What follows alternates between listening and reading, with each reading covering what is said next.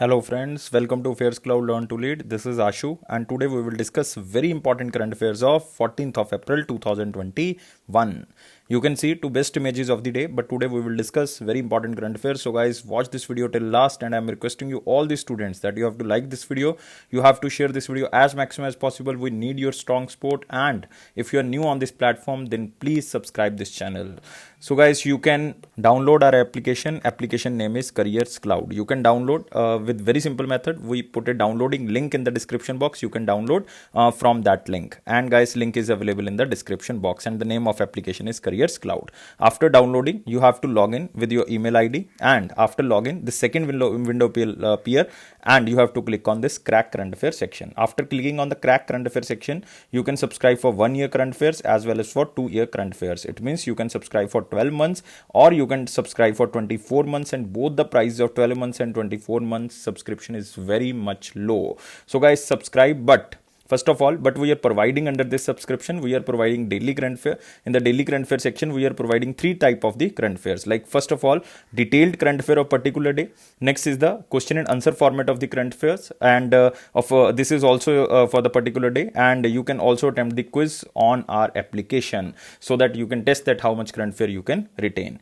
Next is the weekly section, and in the weekly section, we are also providing the three sections. One is related to detailed current affair of particular week, and it is provided in the PDF format. All these things are provided in the PDF format. And next is the question and answer format of the weekly current affairs. Next is the quiz, and you can attempt this quiz on our application, and you can test that how much weekly current affair you can retain. Next is the monthly current affair section, and this is most important section because we are providing various PDFs. Like study PDF is there. It means all the detailed and theoretical current affair will be provided under this section. And next is the question and answer PDF. It means all the detailed current affair that is provided in the study PDF converted in the form of question and answer, so that you can revise these question and answer again and again. Next is the best 100 current affair. It means top 100 current affairs will be provided to you. That is also provided in the question and answer format for particular month, so that you can revise these current affairs before your exam. Next is the pocket PDF. As the name suggests, it is very important to revise the current affair very quickly before your exam. So guys, this is daily, weekly and monthly, but we are also providing some various type of the PDFs to enhance your preparation. Like we are providing the smart PDFs, also known as the topic wise PDF. We are providing 20 type of the PDFs. Like if you want to just revise only apps and web portals of 2021, then you have to just pick up this PDF that named as apps and web portal, and you can revise all web portal and the apps of 2021.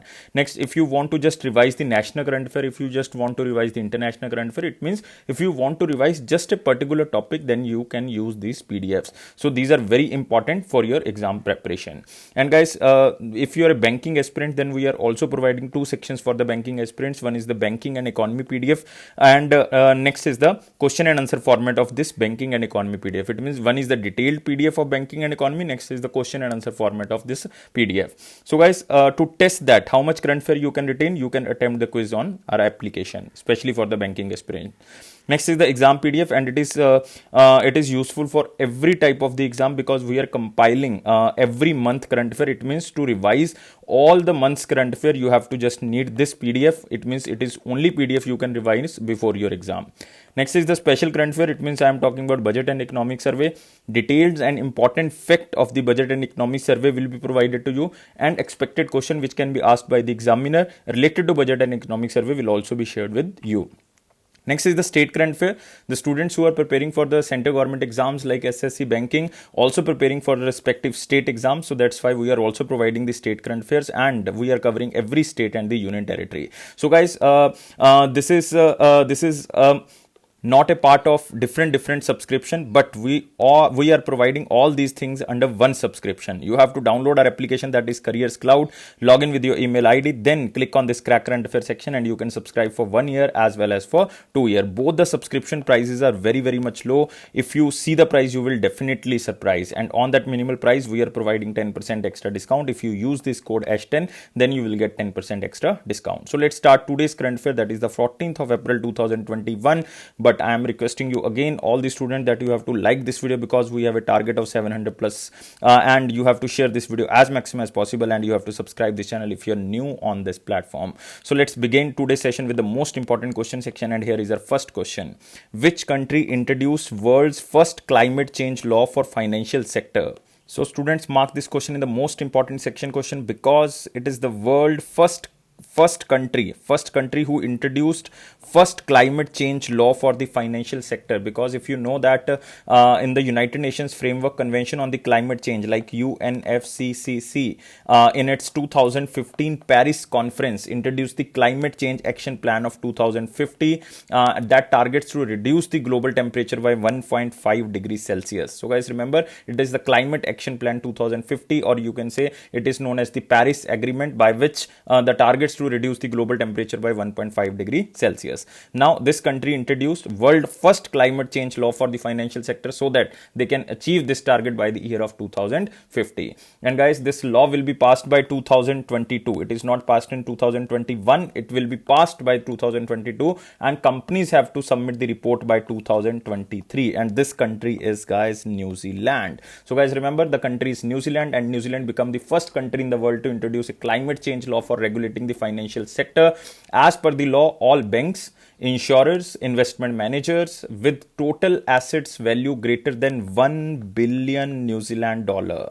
So guys, remember, 1 billion New Zealand dollar, it means almost about 703 million USD dollars shall report the impact of climate change on their investment to the government. It means all the banks, because all the banks belongs to the financial sector, all the insurers, all the investment managers with total assets if greater than the 1 billion New Zealand dollar, then they have to report the impact of the climate change on their investment to the government. But this law will be passed in 2022, and companies have to submit the report by 2023. And previously, New Zealand has set targets to provide carbon neutral public transport by the year of 2025. This is also a commitment of New Zealand, that they have to provide carbon neutral public transport by the year of 2025 and procure only zero emission public transport buses. So guys, remember, this is all about the New Zealand. So you can see here, New Zealand introduced climate change law for financial firms in the world. First Minister for Climate Change, James Shaw. You don't have to remember the name of the Minister of Climate Change of New Zealand, just remember the name of the country. And we discussed all the things, but you have to remember about New Zealand. President is Jacinda Ardern.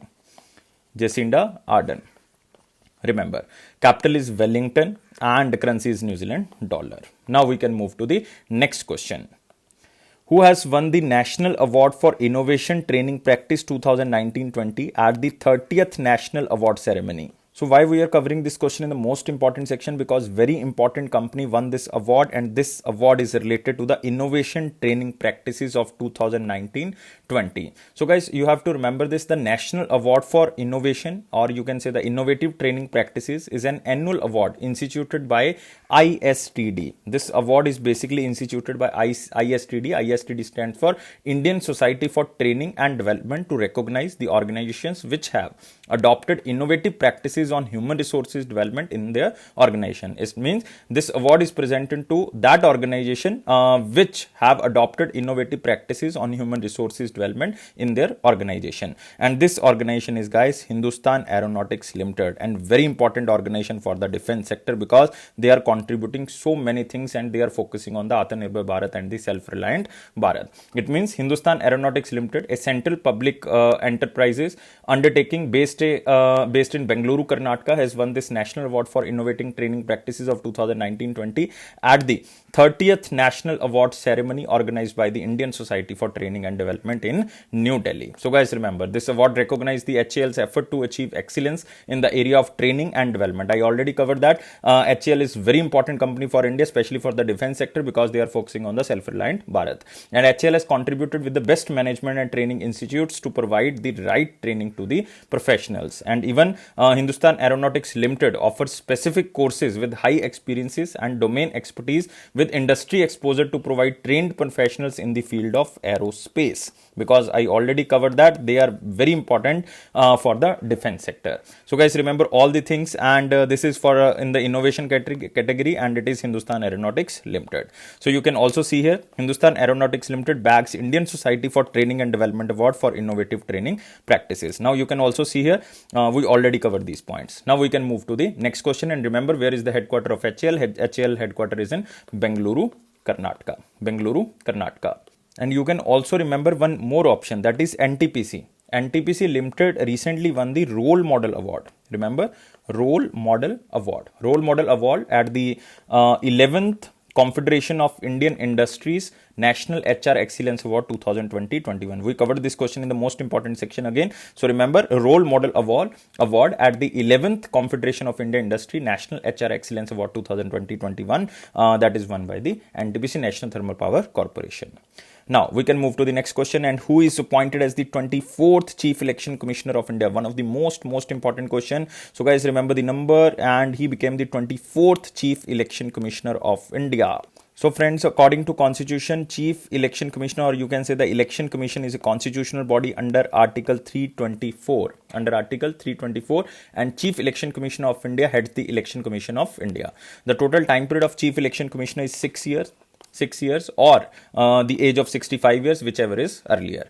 And the CEC, even the Chief Election Commissioner and the other Election Commissioner, shall be appointed by the President of India, and Chief Election Commissioner shall be removed the office only on the like grounds of the Supreme Court judge. It means Chief Election Commissioner can only be removed as same as the Supreme Court judges. And Election Commission was only one member body when Constitution was passed, but in 1989, this question is important. In 1989, Election Commission Constitution was amended, and it became the multi-member body, which makes Election Commission as 3-member body. It means one Chief Election Commissioner and 2 other Election Commissioners. So it become the 3-member body. So currently there is 1 Chief Election Commissioner and 2 Election Commissioner in the Election Commission. But recently 1 Chief Election Commissioner basically retired on the 12th of April, and that person was the Sunil Arora. So Sunil Arora is now retired, and one of the election commissioner, senior election commissioner, become the chief election commissioner, and this person is Sushil Chandra. So guys, remember the answer of this question is A, and this is the most important question, and this is the 24th chief election commissioner of India. And he Ramnath Kovind ji, it means President Ramnath Kovind ji, appointed senior most election commissioner Sunil Chandra as the 24th chief election commissioner of India. He will succeed Sunil Arora, whose tenure will be ended on the 12th of April 2021, and he will assume the charge on the 13th. It means he already assumed this charge, and his time period will be ended on 2022, because the 65-year age is the criteria, that is the last age to become a election commissioner. And he was appointed under the article of 324, because 324 article is related to the election commission. So guys, remember all the things about Election Commission of India. And Election Commission of India works under the jurisdiction of Ministry of Law and Justice. Remember this. And its headquarters is in New Delhi, and its formation was with the Constitution on the 25th of Jan 1950. Not 2050, 25th Jan 1950. So guys, remember, I am rubbing this and I am telling you again all the things. Sunil Arora is the former Election Commissioner of India. Sunil Chandra is the new appointment of Chief Election Commissioner. Rajiv Kumar is the one of the Election Commissioner. It means one position is now vacant, because Amitabh Kant is basically related to the Niti Aayog, and he is currently the CEO of Niti Aayog. So one position is vacant, because one become the Chief Election Commissioner and one become the Election Commissioner, and one post become the vacant. And guys, you can also remember prior this appointment, Sushil Chandra was serving as the Election Commissioner from year 2019, and after retiring as the chairman of the Central Board of Direct Taxes, because he also served CBDT chairman. Now we can move to the next question, but you can also see the picture of the Sushil Chandra, new election commissioner, but you have to remember the number, 24th chief election commissioner. Now we can move to the next question. Ibn Abdur Rahman, human rights icon of which country, passed away? Very important question, but it is not related to India. That's why this question comes under the most important section. So guys, remember the name, Ibn Abdur Rahman, and he was the chairman of Pakistan Human Rights Commission. It means the answer of this question is Pakistan. You can also remember the name I.A. Rahman. This can be confused by the examiner. So guys, remember this, I.A. Rahman. I.A. Rahman, the human rights icon of Pakistan, and he was also the former journalist who was also known as the Titan of Human Rights. What was the name? Titan of Human Rights. Human Rights. My writing is basically so much poor. I am just improving. So guys, you can see here I am writing again. He was also known as the Titan of Human Rights. Yes, now it is fine. and better than before. Titan of human rights, and he passed away at the age of 90 in Lahore, Pakistan. He was born in 1930 in Haryana, because it was then undivided India, so that's why in 1930 he was born in Haryana before partition. And I.A. Rahman was served as the director of Human Rights Commission of Pakistan from 1990 to 2008. That is a huge time period. It means almost for the 28 years. And after that he was appointed as the Secretary General of this Human Rights Commission of Pakistan from 2008 to 2016. It means one person served in the Human Rights Commission from 1990 to 2016. That is a huge time period. And he was also the founder of Pakistan India People Forum for Peace and Democracy, and he received a very famous award, that is Raman Magsaysay Award. Raman Magsaysay Award. This award he won for the peace and understanding in the year of 2004. He has also served as the chief editor of the Pakistan Times in 1989, because he was also the very famous journalist. So guys, answer of this question is Pakistan, and remember this name, Ibn Abdur Rahman. Now you can see the picture of I.A. Rahman, and he was passed away at the age of 90. We can move to the next section, and it is the very important question section. But guys, I am again requesting you, please provide us 700 plus likes. Please subscribe this channel if you are new on this platform, and please share this video as maximum as possible. Here is our first question in the very important section. China opened 5G signal base at world's highest radar station. What is the name of this radar station? You have to tell me the name of the radar station. This question is not so much important, but it is related to 5G and it is related to China. That's why we are covering this question in the very important section. And name of this radar station is Ganbala Radar Station. Remember, Ganbala or the Ganbala Radar Station. So it means China opened this 5G signal base at the world highest radar station. So guys, remember, it is the world's highest radar station. This is the static GK question you have to remember. World highest radar station known as the Ganbala Radar Station, which is located at a height of 5374 meters in remote Himalayas of the China's Tibet Autonomous Region. And this stable high-speed 5G connectivity can be assessed by the soldiers of Chinese army, which will help them to be in touch with the global information society. So it is basically for the Chinese army, so that they can in touch with the global information society. And guys, remember, People Liberation Army of China constructed this 5G signal station at Ganbala, which is located in the Tibetan border with India and Bhutan. So it is basically situated between India and Bhutan, which is sharing a border with the Tibet. And you have to remember the pass related to India and China. One is known as the Niti Pass.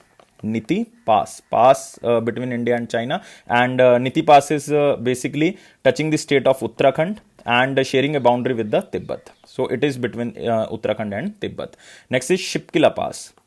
Shipkila Pass. La itself stands for pass. So La means pass. Shipkila Pass is basically touches the Himachal Pradesh and also the area of the Tibet. Tibet is autonomous area of China. Next is Nathula Pass. This is the most important pass of world. Nathula Pass. It is also touches Sikkim, and on the China side it is Tibet.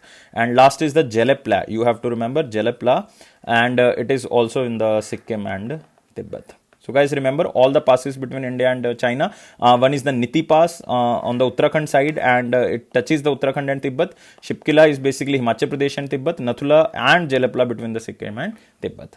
Now we can move to the next question. We covered all these points, so we can move to the next question. Niti Aayog's Atal Innovation Mission and which company signed Statement of Intent for Promoting Innovation and Entrepreneurship?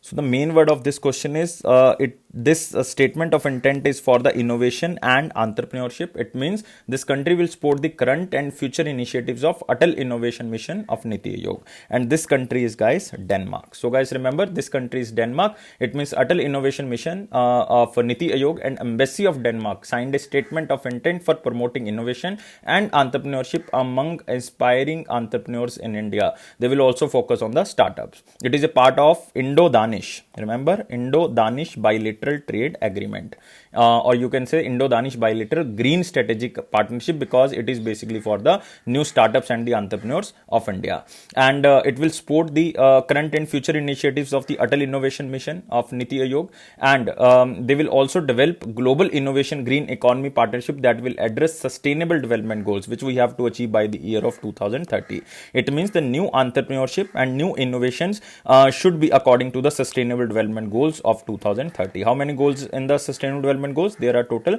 17 goals. And guys, remember, this collaboration will help Indian innovators get access to the Danish technical expertise and allow Danish innovators to work on India specific solution. It means the collaboration will help the Indian innovators to get access to the Denmark's technical expertise, and they will also allow the Denmark's innovators to work on the India specific solutions. So you have to just remember the recent related news that in December 2020, Atal Innovation Mission also partnered with the Denmark Embassy in India and the Denmark Technical University to launch Water Innovation Challenge.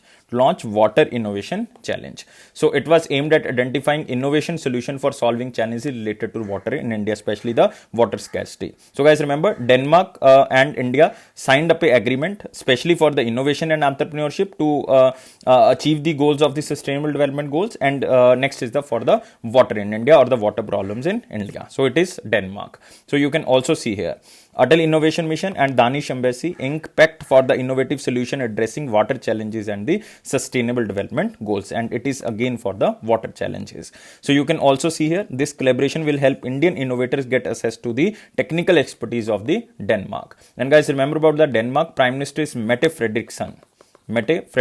Capital is Copenhagen, and currency is krone. And friends, one thing more to remember, that who is recently appointed as the mission director of Atal Innovation Mission. Earlier it was Ramanan Ramanathan, but now Dr. Chintan Vaishnav, I am writing here, Chintan Vaishnav appointed as the mission director of the Atal Innovation Mission. This question is again most important, and this question will come 100% in the banking exam. Remember, Chintan Vaishnav appointed as the mission director of Atal Innovation Mission. Now we can move to the next question.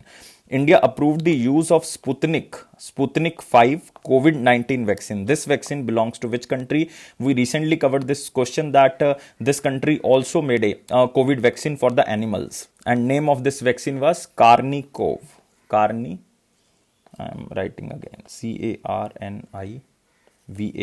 Carnivac.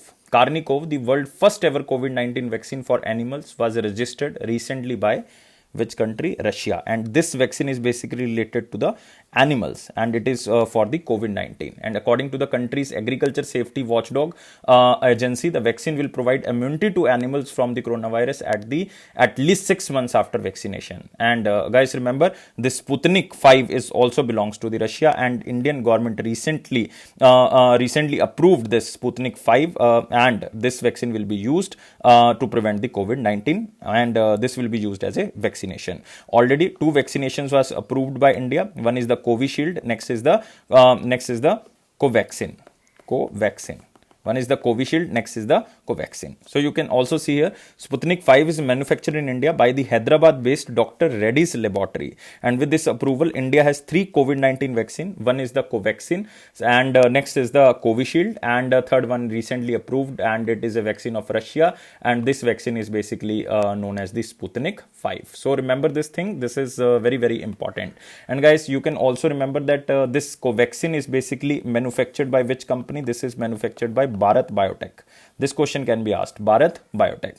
And this Covishield is basically made by the Serum Institute of India. This is very important institute, and its headquarters is in Pune, Maharashtra. And Adar Poonawalla is currently the CEO of this Serum Institute of India. So remember who manufactured these vaccines. Now we can move to the next question. What is the name of the portal launched by the Piyush Goyal for aqua farmers? So again, this question is very important because a new portal is launched, and it is for the agriculture industry, especially for the aqua farmers. And this is launched by Piyush Goyal ji. And remember, Piyush Goyal is currently the Union Minister of Commerce and Industry. So he launched a web portal called eCenta. Remember, eCenta. eCenta stands for electronic, Centa stands for Solution for Augmenting NACSA. CSA, farmers trade in aquaculture. So what is the meaning of NACSA? National Center for Sustainable Aquaculture. National Center for Sustainable Agriculture. So guys, remember, or the aquaculture. A stands for aquaculture, not the agriculture. So I am repeating again. E-Center stands for Electronic Solution for Augmenting National Center for Sustainable Aquaculture Farmers, and especially in the trade in the aquaculture. So remember this portal, and it is only for the aqua farmers. It is an electronic marketplace providing a platform to connect aqua farmers and the buyers, both at the national and the international level. So by this, their income can be enhanced and their prosperity also can be enhanced. So E-Center is a completely paperless and end-to-end trade platform. So guys, you can also see here, Union Commerce and Industry Minister Shri Piyush Goyal ji inaugurated E-Center, an electronic marketplace providing a platform to connect aqua farmers and the buyers. So it means buyers can directly connect these aqua farmers, and the income of these aqua farmers can be enhanced, because in the agriculture sector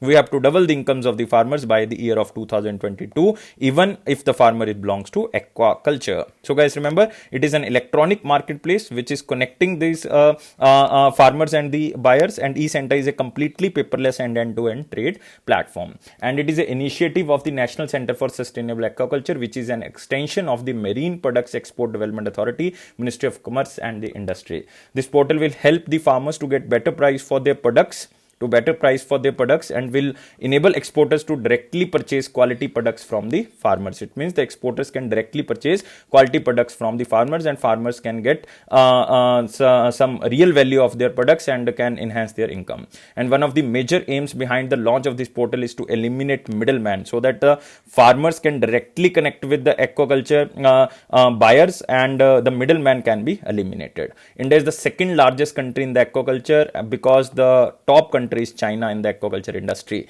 and ranks third in the fisheries production. So in the overall aquaculture, India is on the second position, and if we are talking about particular fishery production, then India is on the third position. So guys, remember all these things, and remember this portal E-Center. It is developed by basically National Center for Sustainable Aquaculture. Now we can move to the next question, but you can also remember the other options. That portals are very important. First I have to rub this. First here is the Udyam Sarthi. This is a application, and it is launched by the Chief Minister of Uttar Pradesh, Yogi Adityanath ji. It is to avail information related to the self-employment and job vacancies in industries of the state. It means it will provide the job employment. Next is the E-Sampada. This is again very important, because it is launched by Minister of State for Housing and Urban Affairs like Hardeep Singh Puri ji, and it is to serve a single platform to manage estate services, to manage property related services or estate services of the government of India. Next is E-Kisan Dhan, and it is very important for banking students, because it is launched by HDFC Bank, and it is to provide support to farmers. So remember, E-Kisan Dhan is launched by HDFC, E-Sampada is launched by Ministry of Housing and Urban Affairs, and Udyam Sarthi is state application that is launched by the Uttar Pradesh government, and E-Sampada is basically launched by the Union Minister of Commerce and Industry for the aqua farmers. Now we can move to the next question. What is the name of the multinational military exercise in which India also participated, and it is held in Bangladesh? So there are 2 or 3 things, that how many countries participated in this exercise, what is the name of this exercise, and this is held in which country? This is held in Bangladesh. So mark this question in the very important question section. This exercise is basically a United Nations mandated counter-terrorism exercise, and its main aim to strengthen the procedures and enhance interoperability among neighborhood countries and the countries who are participated, that is India. Here is Bhutan.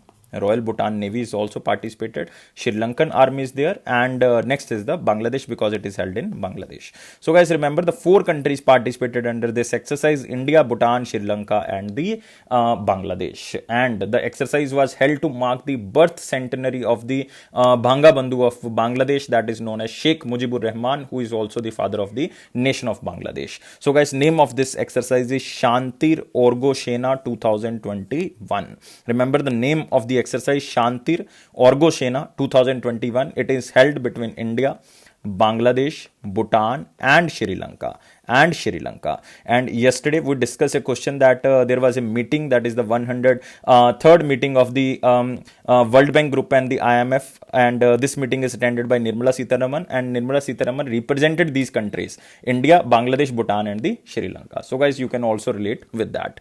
But other exercises are also very, very important, like Vajra Prahar is there, and this exercise in between India and United States of America, and its 11th edition.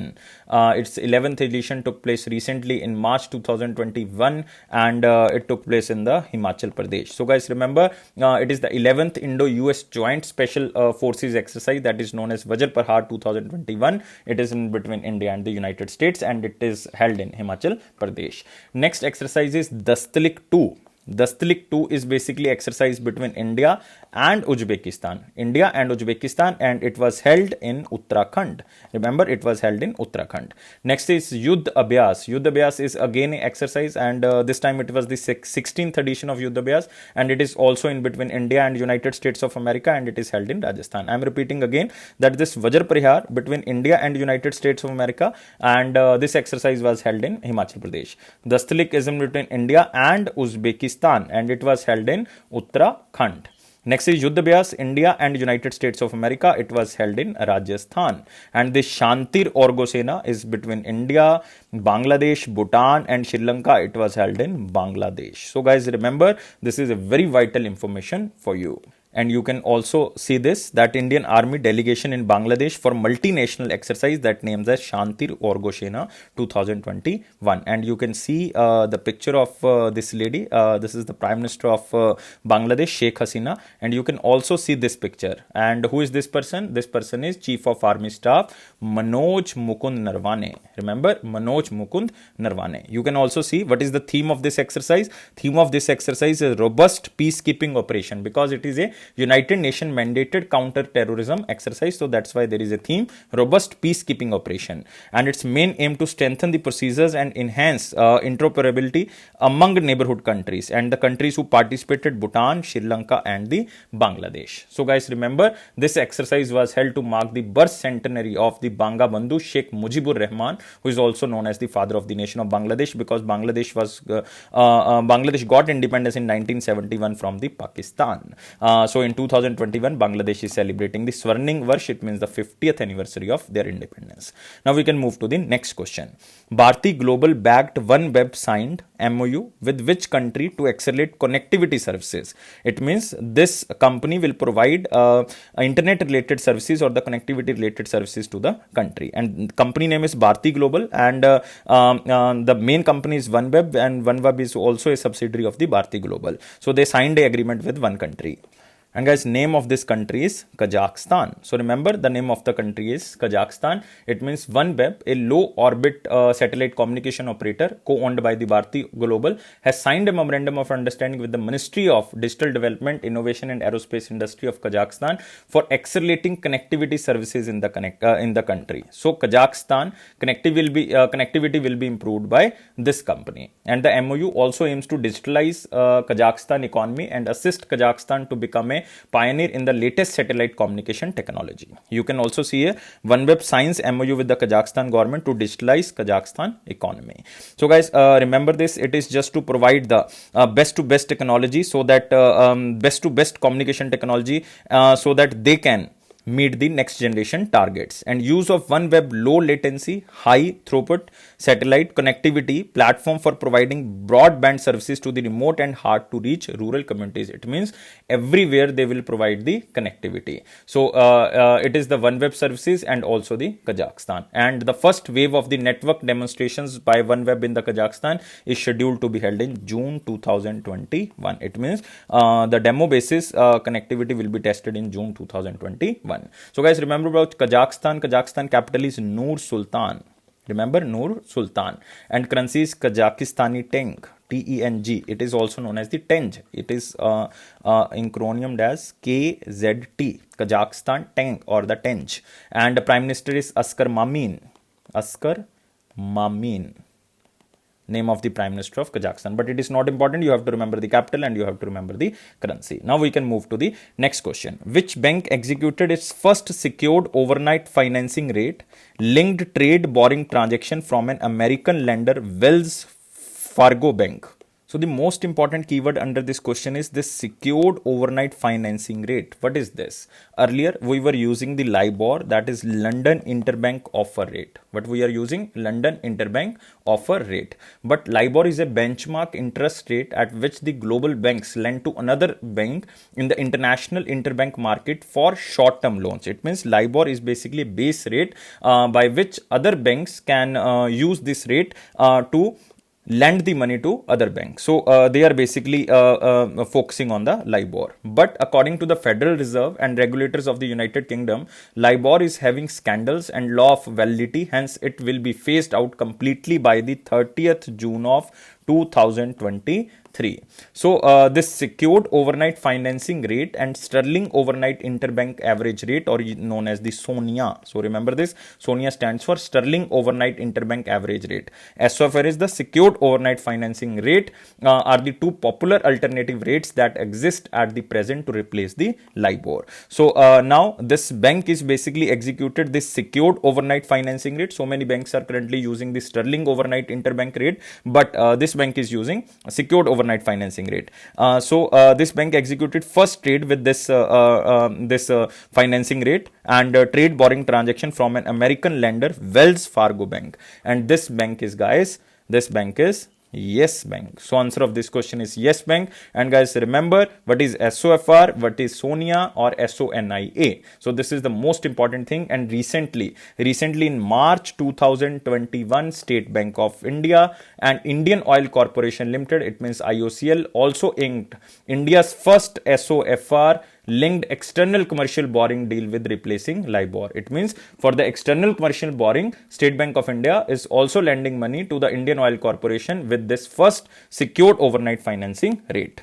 You can also see this, that Yes Bank executes its first trade borrowing transaction linked SOFR secured overnight financing rate. What is SOFR? This is very important. So guys, remember, the borrowing is intended to provide further impetus to the bank export finance business, and the transaction is a part of Yes Bank benchmark transaction management plan, and this borrowing will support the bank for a transition to a new alternate reference rate. What is new alternate reference rate? I already covered this point. A reference rate is an interest rate benchmark which will be used to set other interest rate. But now the LIBOR is basically going away because it will be phased out completely by the June 2023. So that's why the new rates are like SOFR and SONIA, sterling overnight interbank average rate. So these are known as the alternate reference rate, as the USD LIBOR London interbank offer rate is going to be phased out by the end of 2021, and it will be completely phased out by the 2023. And first to SOFR link external commercial borrowing, I already covered this point, that State Bank of India and Indian Oil Corporation Limited. This is the India's first SOFR linked external commercial borrowing. So guys, remember, if the examiner is asking about the external commercial borrowing, then it is State Bank of India and Indian Oil Corporation who use this SOFR. And if they are talking about the overnight financing rate, secured overnight financing rate, and the borrowing transactions with the international bank, then it is the Yes Bank. It is the Yes Bank with the foreign bank company. This is the American lender, Wells Fargo Bank. And remember about Yes Bank. Yes Bank MD and CEO is Prashant Kumar, and the tagline is experience or expertise. Experience or expertise. Now we can move to the next question. Who has signed a MOU with the Japan Mitsui and Company with an aim to enhance small scale liquefied natural gas applications development? So friends, most important thing under this question is this liquefied natural gas application development, and one company from India signs agreement with the Japan's company to enhance this liquefied natural gas in India. So in simple word, we can say that the main aim to enhance small scale liquefied natural gas application development and provide stimulus to gas based economy in India. The two entities will also share technical and commercial expertise for establishing a virtual pipeline to service the growing demand of LNG in India. It means a pipeline will be constructed so that it will fulfill the growing demand of LNG in India. So because we need a clean energy resource, that's why there is a need of this pipeline to service service the growing demand of LNG in India. The MOU also calls for development of small-scale LNG infrastructure, including logistic and receiving facilities at consumer end. And this company is, guys, Inox India. So guys, remember the name of the company is Inox India Private Limited. And you can see in this picture that the name of the company is Inox CVA. So it is basically Inox India Private Limited, and this company is also the official sponsor of Indian Olympics team. You have to remember this. And they tied up with the small company, and this small company belongs to China, and the name of this company is Mitsui. So if you want to remember this Japan's company name, then you can, otherwise it is not so much important. This collaboration will help in making cleaner fuel more accessible and economical viable, especially for the Indian people. The availability of LNG will help in creating a sustainable manufacturing ecosystem, and the main aim of this MOU is to enhance small-scale liquefied natural gas applications development and provide stimulus to gas-based economy in India. So you can see also this, and they will also develop a pipeline to service the growing demand of LNG in India. So guys, remember this information. Otherwise, this question is not so much important, but you can remember because it is related to liquefied natural gas. Now we can move to the next section, and it is the important question section. You have to provide us 700 plus likes. You have to subscribe this channel if you're new on this platform, and you have to share as maximum as possible. So guys, here is the first question in the important section. What is the name of the digital initiative which was launched by Punjab National Bank to commemorate 127th year of their service to the nation? It means PNB was established 127 years back. It means it was established in 1894. Who is the managing director and CEO of the Punjab National Bank? It is SS Mallikarjun Rao. Remember, MD and CEO SS Mallikarjun Rao, and headquarters is in New Delhi. And who is that? What is the tagline of this Punjab National Bank? The name you can bank upon. The name you can bank upon. And name of this platform is PNB@ease. So guys, remember B option is right. PNB@ease. And this service by the Punjab National Bank is set to activate across 165 identified locations across India. This PNB@ease outlets will be loaded with 5 kiosks, like 5 things like ATM, bunch note acceptor, account opening kiosk, card insurance or card issuance kiosk, and internet enabled kiosk. It means the 5 things will be provided at the PNB@ease outlets. One is the ATM, second is note acceptor technique, account opening kiosk, card issuance kiosk, and the last is the internet enabled kiosk. It means using this, customer themselves can make every transactions undertaken by a bank branch. So all kinds of services which I already told you can be availed, such as opening of saving account to apply for various kinds of loans without visiting a branch. It means you can use the ATM, you can use this bunch note acceptor, you can open the account, you can even give a application to issue the card, and this card will be issued by this platform, that is PNB@ease outlets and internet enabled kiosk, and all things will be provided without visiting a branch. So this is the main initiative of the Punjab National Bank, that is also known as the PNB@ease. So you can also see here Punjab National Bank launched digital initiative that is known as PNB@ease. And you have to also remember, if you are a banking aspirant, that it is the 127 year of service to the nation, because it was established in 1894. But guys, you can also remember the other options. Like other options are InstaFX. This is instant FX, like Forex, like Federal Forex. It means InstaFX is a launch of ICICI Bank. It means it is launched by ICICI Bank, and it is just to help the customers of any bank to get ICICI Bank Forex prepaid card swiftly. So that's why this platform is launched by ICICI. Next is Digital Apna Yen. This is very important, and we covered this question, and it was launched by again Punjab National Bank to encourage customers to prefer digital banking system. So this is Digital Apna Yen. Next is Fed First. This is again very important because Fed First is basically launched by Federal Bank, and it is a saving account which will help children to know the money management process and the importance of money. This is launched by Federal Bank. So by Fed you can guess. Digital Apna Yen basically launched by the PNB, and Insta Forex is launched by the ICICI. And remember, this InstaFX is open to all the customers. If you are not the customer of ICICI, then you can also use this InstaFX credit card. Now we can move to the next question, and all these things we already covered. Next question is, which company partner with Accenture for its digital transformation in sales network? So mark this question in the important section, and we are talking about a very important company, that is Accenture. Accenture will be using its capabilities in the artificial intelligence and cloud technologies to build, design and implement a digital platform called Iris platform for the Bharat Petroleum Corporation Limited. So answer of this question is D. It means Accenture will improve all the digital transformation in the sales network of the Bharat Petroleum Corporation.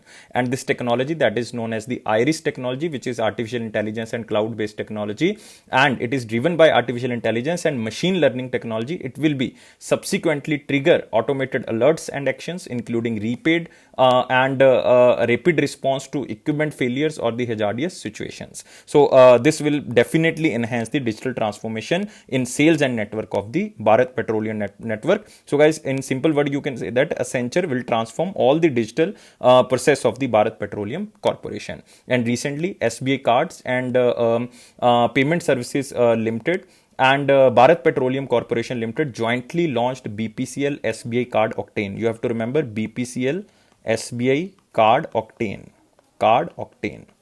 And this is a basically card for the Bharat Petroleum Corporation Limited outlets. It means the card is designed to offer maximum saving to a affluent customer segment that spends a significant amount on fuel. It means the cashback will come if you use this card on the sufficient amount of fuel. So BPCL SBI Card Octane, it means BPCL tied with the SBI. So guys, remember about Bharat Petroleum Corporation Limited. It was established in 1952 and its chairman and managing director is K. Padamkar. Remember K. Padamkar. And headquarters is in Mumbai, Maharashtra. So you can see here Accenture and Bharat Petroleum Corporation Limited and BPCL partnered with Accenture for transform its sales and distribution network through the artificial intelligence and the cloud technology. So we covered all these things. Now we can move to the next question. Who will become the 47th president of Ecuador? So it is not so much important question because we can't learn the presidents of all the countries, but if you can read, then you can definitely attempt the question. So who will become the 47th president of Ecuador? And guys, remember the answer of this question is C. Guillermo Lasso. Remember Guillermo Lasso. Pronunciation is difficult, but you can read this name, that is Guillermo Lasso, and he became the 47th president of Ecuador. And guys, remember the A option, Mark Rutte. Mark Rutte was recently elected as the Prime Minister of which country? Recently elected as the Prime Minister of Netherlands, and he is elected as the Prime Minister of Netherlands for the fourth term. Next option is Samia Suluhu Hassan, and she became the first woman president of Tanzania.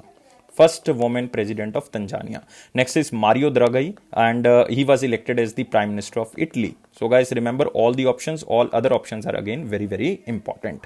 Now we can move to the next section, but you can see the picture of the Guillermo Lasso, and he was elected as the president of the Ecuador. And guys, what is the capital of Ecuador? Capital is Quito. Quito. That is the capital of Ecuador, and currency is US dollar. Now we can move to the one-liner important point. Here is the first point. World Parkinson's Day 2021 is observed on 11th of April. So guys, just remember this day is not so much important, but you can remember that what is the meaning of this disease, Parkinson. This Parkinson disease is an illness that affects the nerve cells of the brain, which controls the movement of the body. The most common symptoms are like tremor, muscle rigidity, and slowness of the movement.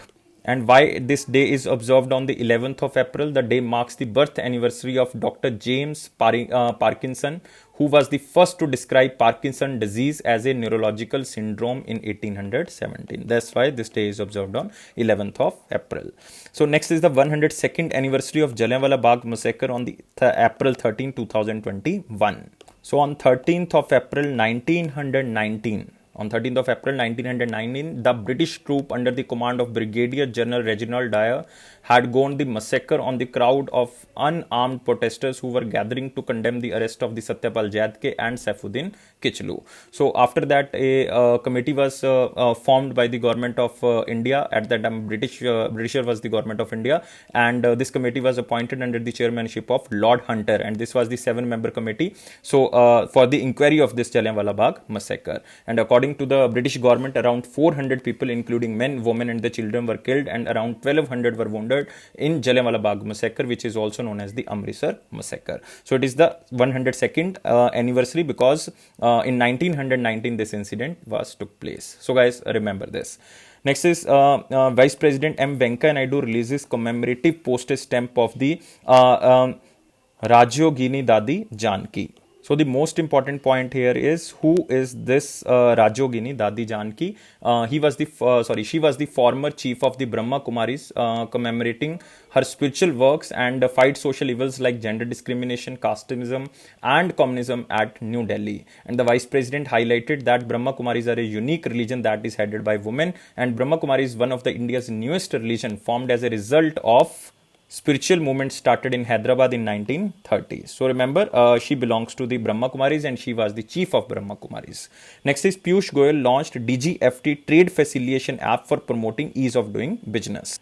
What is the meaning of this DGFT? DGFT stands for Directorate General of Foreign Trade, and this mobile application will promote ease of doing business in India and providing quick access to information to the importers and exporters. So it is an initiative of Directorate General of the Foreign Trade, and this app is developed by Tata Consultancy Services, it means TCS, as per direction of the Directorate General of the Foreign Trade, and it will provide the